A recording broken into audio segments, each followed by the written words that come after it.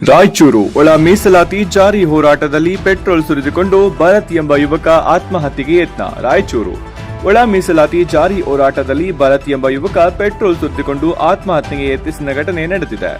ನಗರದ doctor B R Ambedkar ವೃತ್ತದಲ್ಲಿ ನಡೆಯುತ್ತಿರುವ ಹೋರಾಟದ ಟೆಂಟ್ ಮುಂದೆ ಸಮುದಾಯದ ಮುಖಂಡರು ಕ್ರಾಂತಿಕಾರಿ ಹಾಡುವ ವೇಳೆಯಲ್ಲಿ ಏಕಾಏಕಿ ಪೆಟ್ರೋಲ್ ಸುರಿದುಕೊಂಡು ಬೆಂಕಿ ಹಚ್ಚಿಕೊಳ್ಳಲು ಮುಂದಾದರು.